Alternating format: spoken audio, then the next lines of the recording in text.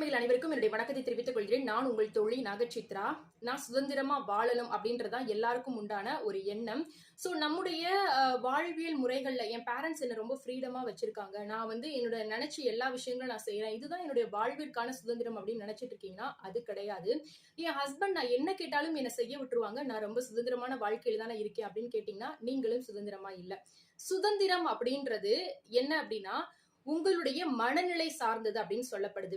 சுதந்திரம் அப்படின்றது உங்களை மத்தவங்க என்ன நினைப்பாங்களோ அப்படின்ற ஒரு எண்ணம் சிறிதளவும் இல்லாம நீங்க என்னவெல்லாம் செய்யணும்னு நினைக்கிறீங்களோ அதெல்லாம் நீங்க செய்றீங்க இல்லையா, அதுதான் சுதந்திரம் அப்படின்னு சொல்லப்படுது.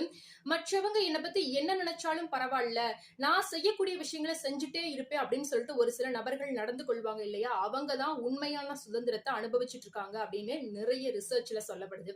அதனால உங்களுடைய வாழ்க்கையில இன்னைக்கு நீங்க சுதந்திரமா இருக்கீங்க அப்படின்னு சொல்லிட்டு உங்களுக்குள்ளாக ஒரு பொய் வேலி போட்டுட்டு இருக்கீங்க அப்படின்னா இந்த நிமிஷம் அந்த வேலிகள்ல இருந்து வெளியில வாங்க.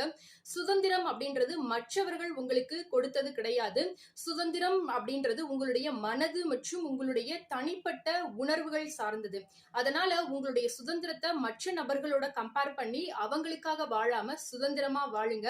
இந்த ஒரு வீடியோ உங்களுக்கு யூஸ்ஃபுல்லா இருந்தது அப்படின்னா உங்க ஃப்ரெண்ட்ஸ் அண்ட் ஃபேமிலிஸ்க்கும் ஷேர் பண்ணுங்க. மறக்காம சேனலை சப்ஸ்கிரைப் பண்ணுங்க. இதை போல நிறைய பதிவுகளுக்கு கமெண்ட்ல சொல்ல மறக்காம